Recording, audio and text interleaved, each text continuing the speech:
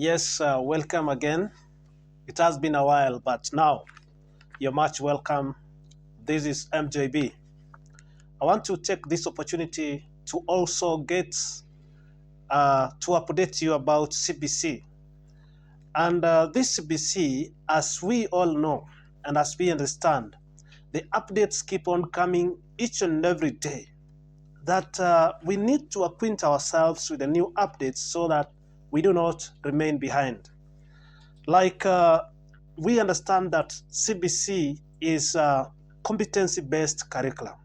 As it is called competency-based curriculum, it has got some core competencies that learners are expected to learn.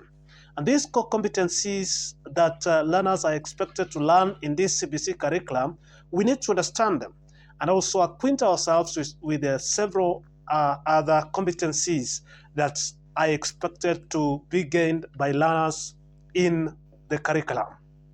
To begin with, we ought to understand what competency is. The word competency, we must understand that this word is the ability to apply appropriate knowledge and skills to successfully perform a function. That the ability to apply appropriate knowledge and skills to successfully perform a function. That is what competency means. And we have some competencies that we ought to understand that learners ought to gain during learning. Remember, in CBC, there is learning, there is no teaching. Learners ought to learn. There is no teaching. So the first competency that we ought to understand is citizenship. Citizenship, we also need to understand what it means when we call it a competency that learners are expected to gain during learning. First of all, citizenship is the state of being vested with the rights, privileges, and duties of a citizen. That learners are exposed to this particular competency when they realize fully that they belong to a nation or to a particular country, and they have got privileges that they should enjoy as citizens of a given country. It implies being a member of a country, as I have just stated, or nation, and behaving in a manner that is expected by people living in the same country. So they should also enjoy the rights of living in a given country. So CBC exposes the learners to fully understand themselves as citizens who belong to a given country. Secondly, another competency or core competency that learners should gain during learning or in the learning process, we have what we call creativity and imagination. That creativity and imagination is the ability to come up with new ways of solving or doing something, and the ability to form mental picture of something that one has not seen or experienced. That this is the ability to come up with new ways of solving or doing something, and the ability to form a mental picture of something that one has not seen or experienced. And that is what we call creativity, that the learners are exposed to creativity when they are given some tasks which make them to think, some tasks which bring them together, that they become more creative and imaginative. So when they imagine and show that creativity, that is a core competency that they should gain during learning in CBC. Another core competency that learners should also gain during CBC lesson is what we call learning to learn. And what is learning to learn? Learning to learn. This is the ability to pursue and persist in learning, to organize one's own learning by effective management of time and resources, both individually and in groups. So when these learners have that ability, or when they show the ability to pursue and persist in learning, to organize one's own learning by effective management of time and resources. That is both individually or in groups, because remember in CBC, they must be put in groups so that they can be able to share ideas. And that is another competency that we ought to understand.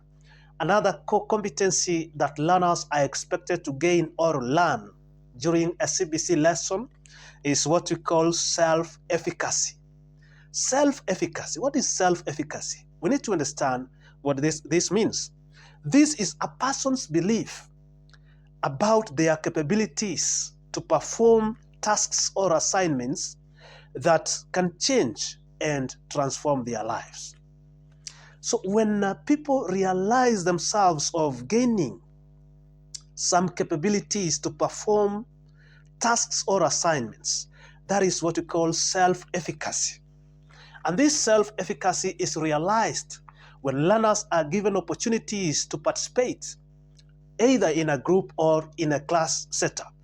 When they are given that opportunity to do a task or to undertake a given task, they gain what we call self-efficacy. Another type of competency that we also ought to understand in a CBC lesson is what we call digital literacy.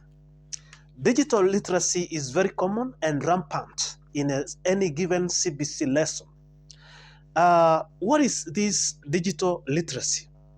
Having knowledge, it means having knowledge, skills, and behaviors which are necessary to effectively and safely use a wide range of digital content and devices. When learners are exposed to use the digital devices and digital content, then it means that they gain digital literacy. Because in any given CBC lesson, learners could be asked to research using the internet. They could be asked to use mobile phones or smartphones. They could be asked to use laptops and computers. And that exposes them to what we call digital literacy. They get to learn more about digital literacy. Another type of core competency that we ought to understand in CBC is what we call critical thinking and problem solving. What is critical thinking and problem solving? Critical thinking and problem solving is the ability to come up with solutions for problems or issues faced in real life situations.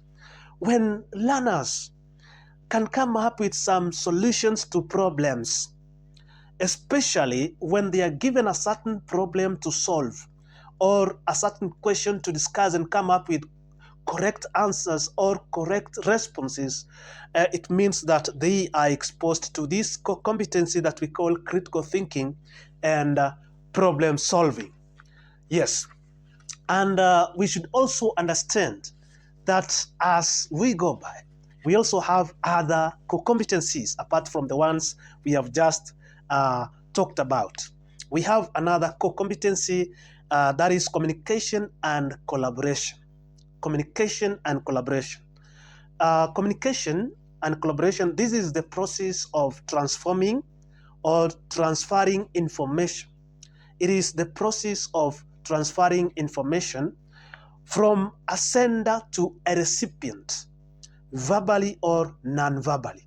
Remember, the message can be transferred either verbally or non-verbally using body language. When we talk about non-verbal, using non-verbal cues, you can transfer the message using the body language. That is non-verbal. It is the process of two or more people working together to realize a shared goal. So when that is collaboration. Collaboration now brings two or more people together for a given goal. So when learners are exposed to communication, that they are able to communicate or to transfer information from one individual to another, then they are gaining this core competency of communication. And when they are put in groups to collaborate with one another and come up with or realize what we call a shared goal, then that core competency is realized. Other core competencies could be reflective practice. There are so many, but this is just but an example.